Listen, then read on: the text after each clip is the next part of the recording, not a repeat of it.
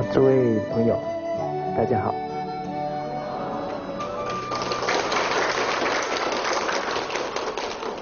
我们要具备正确的判断力，才会做对抉择。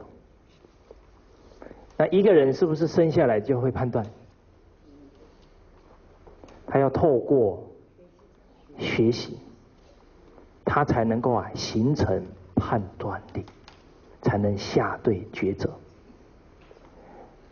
而这个判断力要取决于他的理智、智慧，他才会下对判断。假如没有智慧，没有理智，就有可能会意气用事。所以俗话讲后悔莫及，后悔都是后面才来悔，就是下错抉择，下错判断。所以一个人何时要具备理智？什么时候？理智要学多久？活到老，学到老。但是理智要越早建立，人生才会下对重要的抉择。请问理智从哪里学？现在很多人读很多书，有没有理智？现在有一个病叫忧郁症，很多忧郁症的人看的书可不少，越看越怎么样？你们怎么都知道？所以在这个时代连选书都要有判断力。现在知识爆炸，很多小孩看错书有一个孩子去看，才5、6岁去看心理学，本来都跟他的妈妈讲，妈，我要一个弟弟，都这样跟他妈妈讲结果看完心理学的书呢，马上跟他妈妈说，你不能生弟弟，因为假如你生了弟弟呢，你就会比较不爱我。看书好不好？你今天出去可不能说蔡老师说看书不好话要给他讲完，看对书才好，看错书污染。诸位朋友，一杯清水，把一滴墨汁滴下去，时间才1秒。请问你要花多少秒才能恢复到本来的清净状态？多少秒？可能10倍、100倍所以孩子的思想，假如污染了，你要花更多倍的时间把它清出来。所以我常常有时候跟一些同事聊天，那些同事说，哇，某一些综艺节目真好笑，笑得我都快要躺在地上。我都会跟他说，我说你看那些主持人在挖别人的隐私，在拿别人开玩笑，你觉得他做的对不对？他说当然不对那你觉得很好笑？好，你在那里笑的时候，你儿子在旁边陪你笑，他知不知道对不对？他觉得爸爸觉得很好笑，那这样做是对的。所以孩子这耳濡目染对别人的言语轻慢，对别人的言语会有占便宜的倾向，会乱开玩笑。当你已经发现他讲话没什么分寸，再要把他扭回来，就很累了。电视如是，书籍的内容亦如是。最近很畅销有一本书，叫《穷爸爸》。该有人看过吧？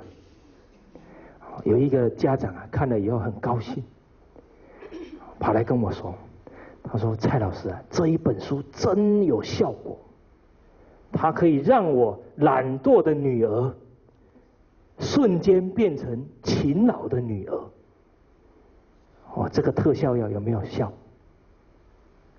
真有效。他跟他女儿说：“女儿啊，帮我拖地呢，给你2块人民币。好，帮我啊晒衣服，给你2块。帮我洗碗，给你3块人民币。”哇，他女儿本来懒洋洋的，突然变得很有精神，啊，变得好像不辞劳苦，开始工作。有没有效？你看哦，那个特效药都很好笑，很有效。你看那个感冒、流鼻涕哈，马上针打下去，药吃下去，5分钟、10分钟见效果，有没有效？我们现代人哦，都很喜欢特效药，所以你看，为什么很多人会被那一些神棍骗了？他夫妻关系不好，都已经10年、20年，结果这个人跟他说：“你马上呢烧一些纸钱，做哪一些动作，马上保证你夫妻变好。”都很希望吃特效药，都没有考虑到冰冻3尺啊，有没有理智？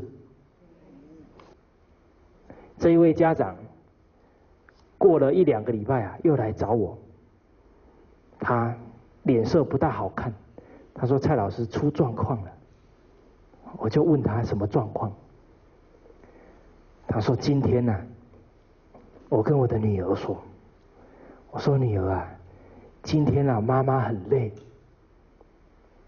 你呀去帮我把已经洗好的衣服晾起来，妈妈给你2块钱。”他跟他妈妈说：“今天我也很累，我不赚了。”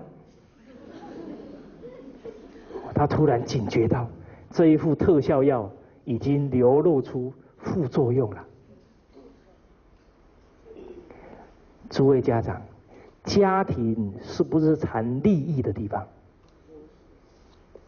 不是啊，你已经把功利主义啊带到最温暖、最祥和的地方，都被这个功利主义席卷了。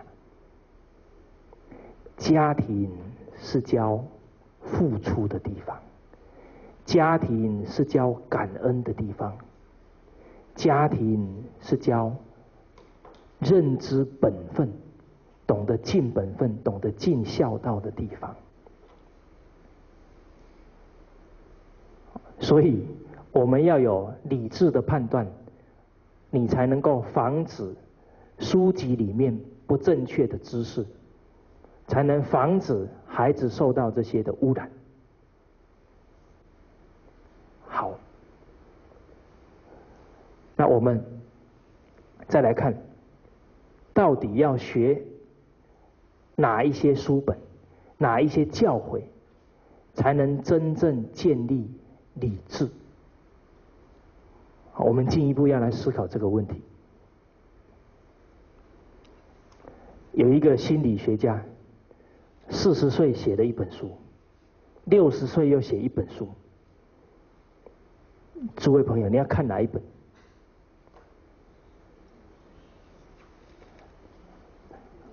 ？60岁，为什么？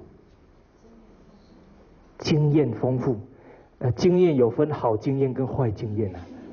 那坏经验丰富也要选嘛？很多朋友都说他的人生可能智慧比较高。这句话其中有2个字我们要思考：可能。是不是活得越老越有智慧？不一定啊。而社会是一个大染缸。诸位朋友，20岁的人比较单纯，还是40岁的人那单纯离智慧近，还是复杂离智慧近？哦，很多事情啊，你不能似是而非，要很清楚明白，你这个宝才会压对，不然压错了，人生可不能转回来哦。所以要战战兢兢，要很谨慎。所以到底，假如你只是相信他可能说对了，那你是把你的人生押给他，甚至于把你孩子以后的幸福啊也押给他，这样太危险了。不能听哪一个人说你就相信，因为他所说的话还不能印证是智慧，还不能印证是真理。而中国人的文化，它是已经经历几千年的人类共同印证确确实实都是所言不虚的真理。而中国圣贤的智慧是超越了时间跟空间哦。我们来看一看，4、5千年前做人要尽孝，4、5千年之后呢，要不要孝？要。所以超越时间。那中国需要孝，外国呢？请问外国人听到孝的教育，他的内心会怎么样？人之初，性本善，他听了会很欢喜。因为我们在澳洲就办《弟子规》的课，我们中国是礼仪之邦，所以客人坐前面，我们坐后面。在上课的过程当中，因为《弟子规》有很多的金句，都是根据圣贤人做出来的德行。比方说，诚则省，昏则定，这是周文王做到了。还有冬则温，夏则静，这个是东汉的黄香做到了。所以每一次在讲京剧的过程，都把这些故事娓娓道来。我们坐在后面就看到这些澳洲本地人频频在点头。那我们也很好奇他点头的时候在想什么。上完课跟他们围起来做座谈，这些澳洲的朋友他就说，做人应该这样，做人应该如此。所以孝穿越时间，穿越空间，这样的真理才值得我们用短暂的生命好好去追求，好好去深入，去深入。当我们真正有理智，就会下对抉择。诸位朋友，抉择当中有一个抉择最重要，抉择你的思想观念，择念。诸位朋友，您现在的思想观念处于什么状态？为什么思想观念这么重要？思想决定你的行为，行为决定你的习惯，习惯形成一个人的性格，性格决定一个人的命运。所以一个人能不能幸福，从哪里就见真章思想。我常会问朋友，你是炎黄子孙吗？那也不会，怎么没声音？诸位朋友，您不知道你们现在正在万幸宗祠之下吗？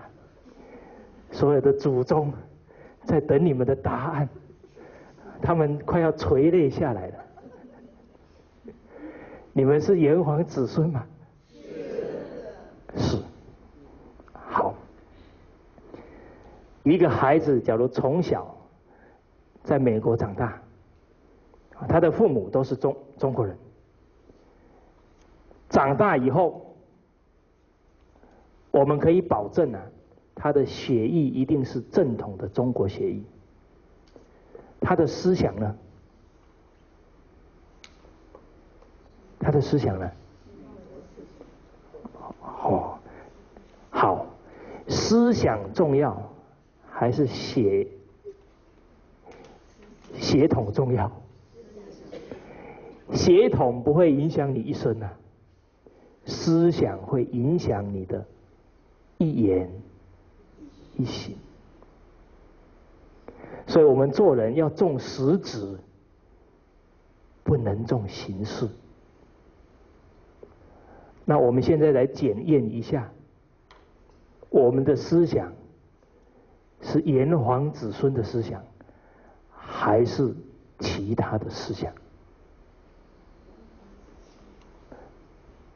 诸位朋友，您心中有答案了吗？现在社会，我们明显看到人与人啊发生冲突。现在父子有没有冲突？有，打开报纸，很多情况，父子冲突，兄弟呢冲突了，很多的法院呢越盖越大。为什么？冲突变多了，他们处理不来，越盖越大。夫妻呢？离婚率啊节节攀升，所以人跟人冲突，团体跟团体呢，我们看到很多的团体啊互相攻击，互相批判，冲突了。国与国呢？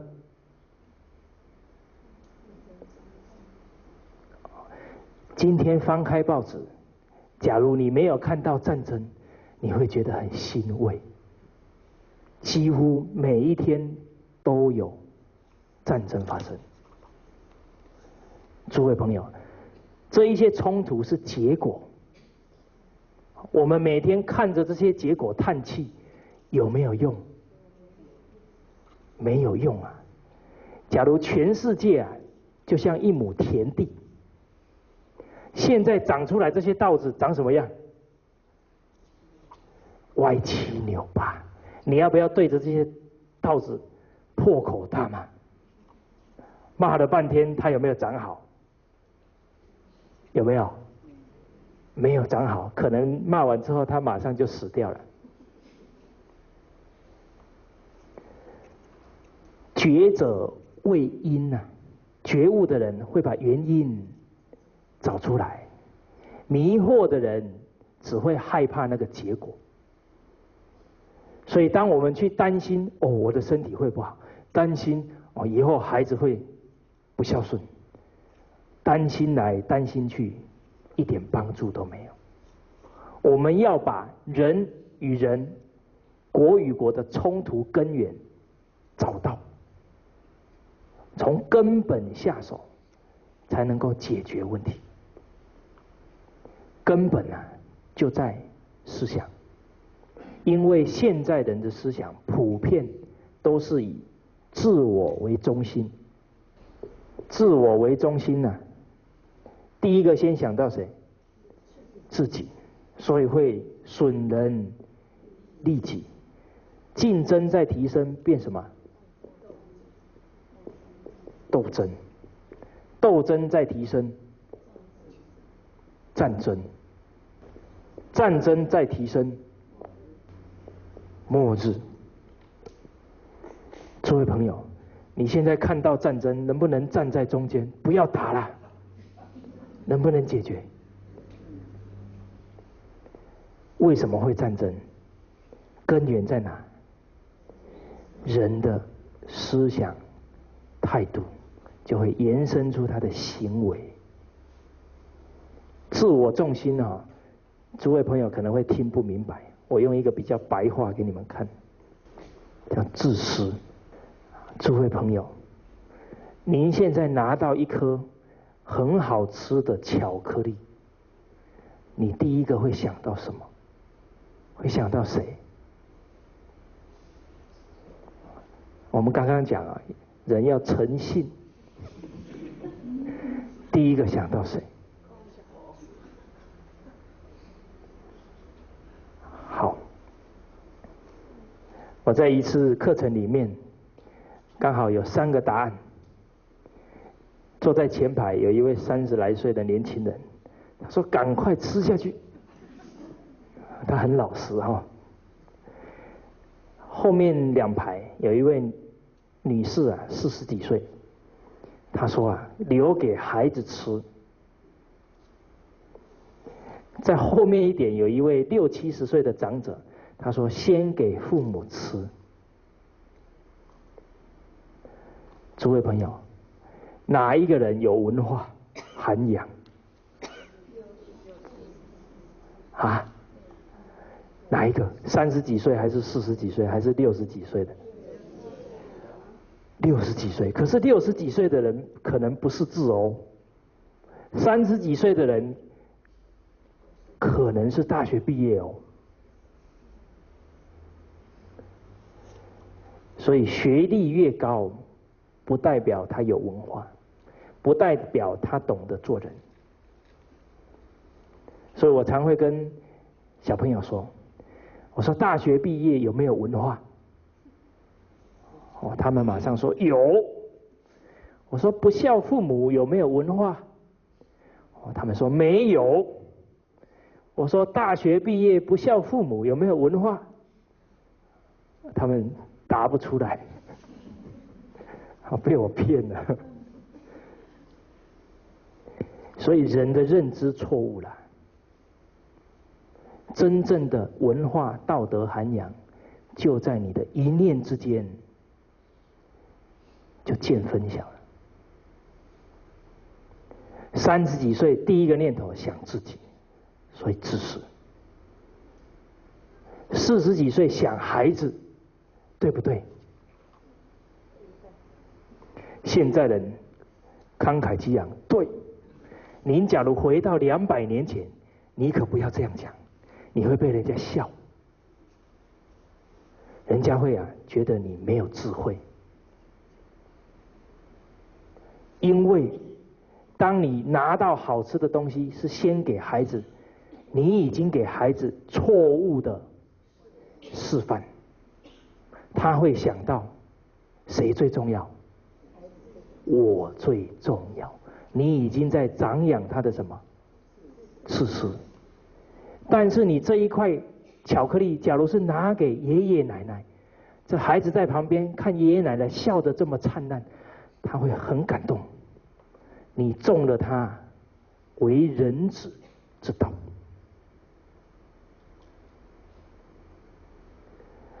所以从刚刚这个事例，我们也好好省思一下。我们假如自私多，那这个不是炎黄子孙。自私多是受到资本主义跟功利主义影响。诸位朋友，现在受功利主义影响的人占多少？这个数字还在继续增加当中。诸位朋友，要不要继续增加？假如继续增加，这一些戏都会持续怎么样？继续上演，会不会停下来？不会。所以要根本解决，从哪里？从人的思想开始解决。我们常常在说啊，那战争哦，可能不到我身上，啊，末日啊，我也不一定看得到。很多人对末日的想法是什么？觉得可能是几颗核子弹炸了，地球毁了，叫末日。其实啊，俗话有提到啊，生不如死啊，更痛苦。什么样的生活啊，会让人生不如死？诸位朋友有没有这种经验？看起来都没有，那你们都很有福报。很多人啊，孩子在外面每天为非作歹啊，这个家长每天怎么样？担心受怕，真的活得比死还痛苦。当道德都沦丧的时候，那是真正的末日到了。在大陆的四川，有一位13岁的孩子，煮饭给他爸爸吃，他爸爸吃完了就暴毙死了。家里很穷，没有钱验尸，所以就埋了。过一阵子，煮饭给他妈妈吃，他妈妈吃完也死了，也跟他父亲啊就一起安葬。他去跟父母祭拜，祭拜完很不耐烦，把那些饭菜啊赶快倒到垃圾桶。他的婶婶看了之后啊，心里起疙瘩，说这个孩子怎么对父母一点恭敬心都没有？就这孩子走过来跟他婶婶说，他说我爸爸妈妈是不是有买保险？他婶婶听完很警觉，赶快啊报警处理。结果确实啊是他亲手杀了父母。为了什么？那个保险费啊才1万块人民币啊，不多啊，2条命都不见了。而这还不是普通的命啊，是他的父母。他为什么要拿保险费呢？因为要去买一只手机。诸位朋友，欲望的力量强不强？强啊！欲令自迷啊！所以我们教孩子啊，是要长他的欲望，还是要长他的德行？那会差很多啊！假如你教导孩子是让他懂得孝道，懂得尽自己的本分，那他念书啊，是他一种责任。他念书觉得啊，要不让父母担心，这是长他的德行。假如他念书，你是说今天考前3名，带你去吃麦当劳。上了初中，你说考前3名，给你1台数码相机。上了大学，要考大学，你说你考上大学，给你1台电脑。当我们这样在引导孩子的时候，在长养他的什么欲望？他没看到本分，他要的是他的欲望。所以有一个孩子考高中，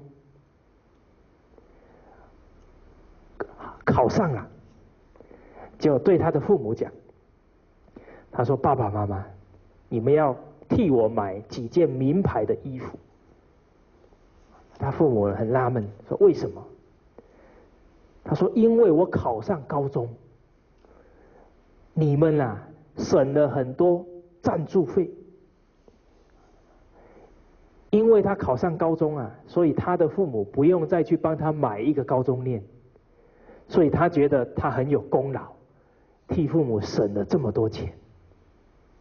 所以呢，父母应该回馈他，帮他买几件衣服。他的父母听完之后，内心怎么样？跟一些朋友的反应一样，直什么？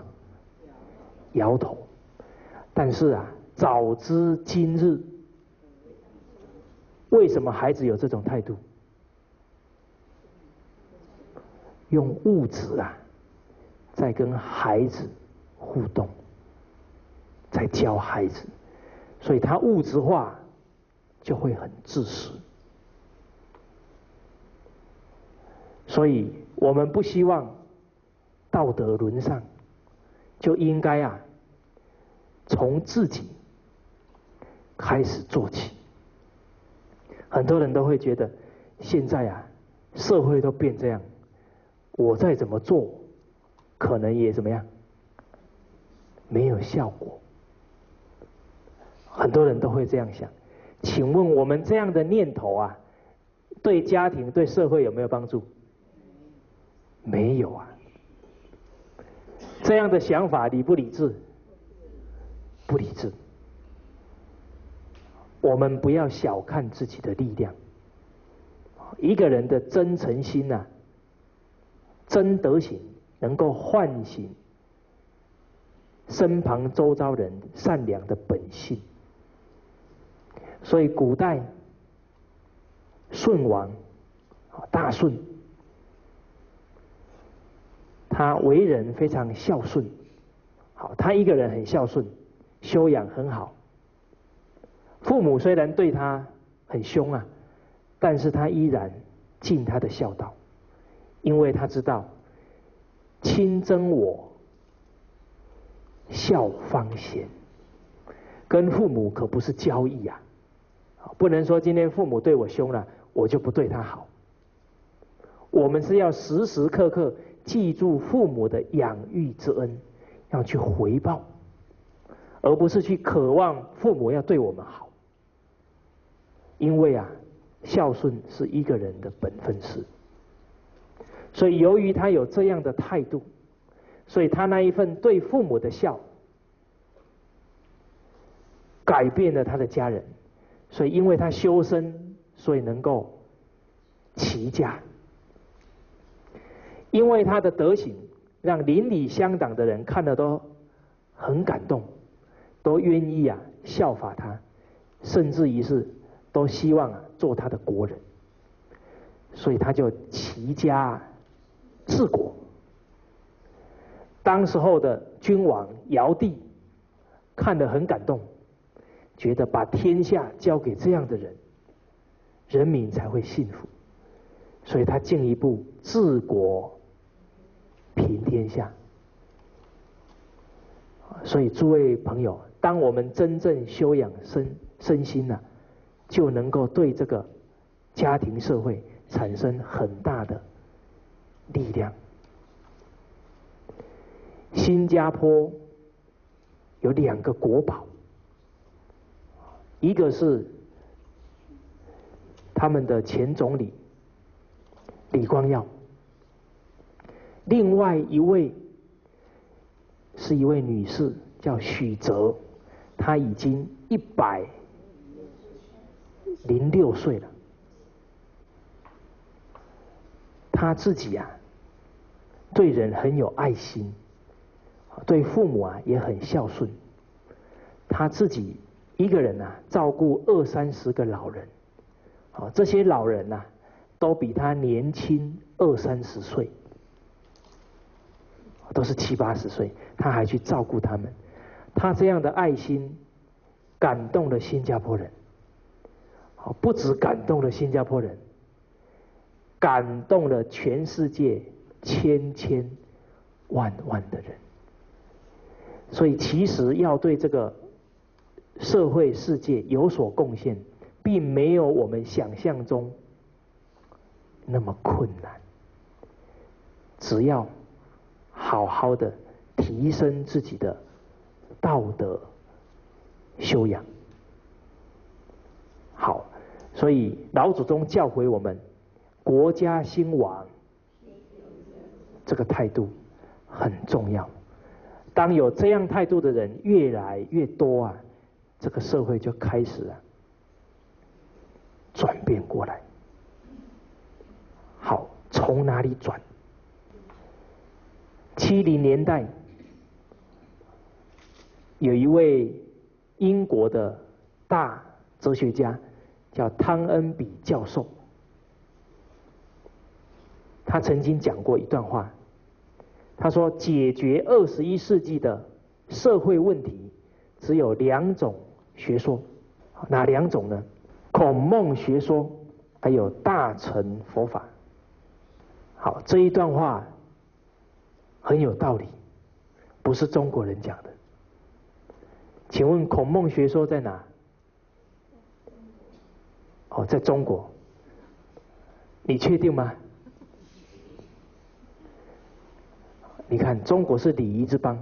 你现在看到人与人见面会很客气这样，你好，在哪里看到？日本。怎么答案变了？在韩国。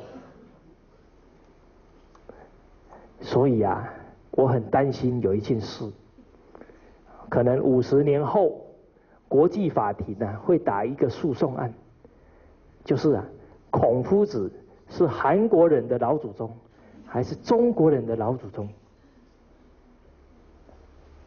诸位朋友，结果会怎么样？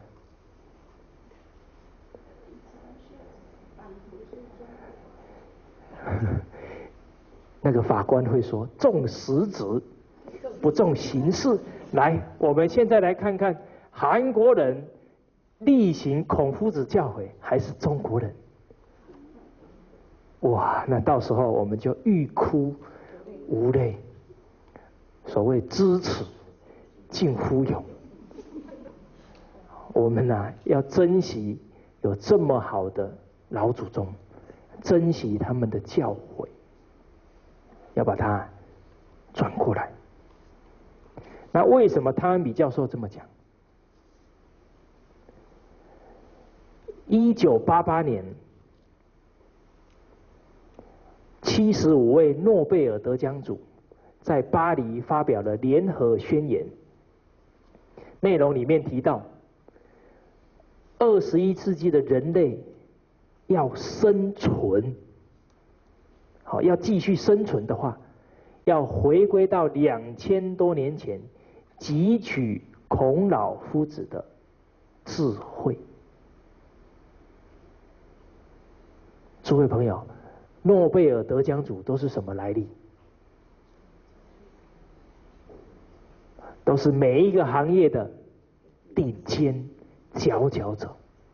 为什么他们异口同声都体会到未来的社会问题一定要孔孟学说来解决？其实这些道理，我们只要细细静下来，都能思考出来。我们来分析一下，孔孟学说的核心在哪里？仁爱。大乘佛法的核心在哪？慈悲。所以仁慈、慈悲。其实西方的圣者也把解决21世纪的社会问题点出来。西方的圣者，上帝、耶稣教什么？博爱呀。既然都教了，但是现在为什么都尝恶果啊？因为不听老人言，吃亏就在眼前。所以当人的思想观念回归到圣贤人的教诲，问题就开始转好了。我们来看，仁爱存心，懂得互相帮助，再提升互爱，就能够创大同世界。诸位朋友，大同世界不是高高挂在墙壁上的。我们来思考一下，当一个人真正有孝心，他的孝确确实实已经放在心上，他去看到别人的父母，他会不会尊敬？会呀。所以《孝经》里面提到，教以孝，所以尽天下之为人父者也。你让一个人真正有孝心的，他面对所有为人父母的人，他都会恭敬。我们试想一下，今天你有孝心，你坐在公车上看到一个老婆婆起来，你还会坐在那里吗？会不会？你马上会想到，赶快站起来，这是为人长者、为人父母，很辛劳，赶快让他做。当你看到这些长者，他走在路上，过马路很惊险，相信啊，他会马上自然而然去搀扶他。所以有这一份孝心、仁慈心的人，自然就会去帮助他人，爱护他人。所以当我们都重视每一个人的德行，重视孩子的德行，整个社会啊，慢慢的就会呈现祥和之气。所以其实末日还是大同世界，看起来很复杂，但是你抽丝剥茧，把它的来龙去脉啊找出来，根本在哪？就在一念之间，在一念之间。现在市面上很常谈生涯规划，诸位朋友，您怎么经营你的一生？你希望你的孩子怎么经营一生？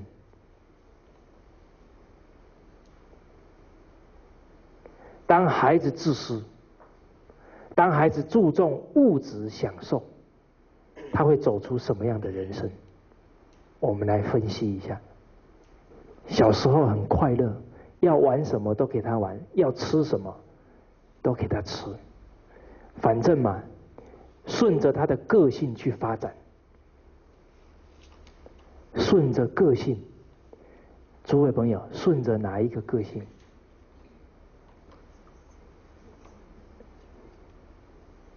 人都会好逸恶劳啊，狗不叫性乃迁呐，很多的习性就跑出来。所以中国这一些为人长者啊，对这个问题看得非常深入，所以教育孩子很重视，不能长他这些习性。因为假如他很奢侈，他很懒惰，他不恭敬，请问一辈子会怎么样？一辈子会经营好吗？不会。但是这一些习惯一养成，要再把它导正回来，就很困难。所以由俭入奢易，由奢入俭难。所以你让他小时候哇很幸福快乐，要什么有什么，等到他花钱习惯了，很难改。所以我们来看看现在这些10、20岁的年轻人，都还没有出社会，花钱比赚钱的人更凶。信用卡都办几张？这个我比较没有经验哈，你们给我一些资讯。办好几张，这一张刷爆了再去办。以前的中国人是觉得欠人家钱很丢脸，现现在啊，年轻人是想尽办法，先用再说。所以很多的年轻人还没有踏入社会，已经把他的社会信用破坏、糟蹋了。所以他很奢侈，一辈子要成为物质的。你们怎么知道？真有智慧。所以他努力的目标不是为了要孝顺父母，不是为了要照顾妻儿，而是要满足他的物质欲望。其实人啊，一天要花的钱，吃饭啊、穿衣啊，多不多？不会很多啦。但是只要沾染上这种奢靡之气，就会挡不住诱惑。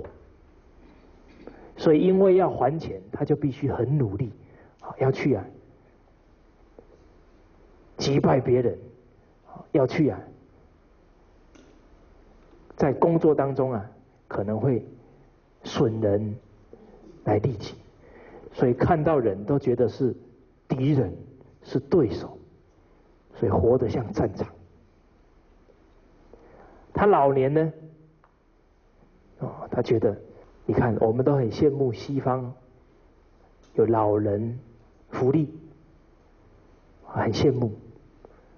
但是我们要了解，这些老人家住在里面，虽然不愁吃穿，但是他的精神生活很贫乏。他们可能会觉得，刚好有一天孩子来看他，他会高兴好几天，告诉其他的朋友说，我儿子还没有忘了我。这一句话听起来他觉得高兴，你觉得呢？心酸呢。中国人觉得真正的福报啊，在什么时候想？老年呢？假如老年精神生活这么匮乏，那这个人生你不会觉得很幸福的。好，那什么样的生涯规划才是正确的？我们来看，假如一个孩子从小有仁爱之心，他已经在为自己积福培福。所以从小要培福积福。年轻因为有德行有智慧，所以要造福。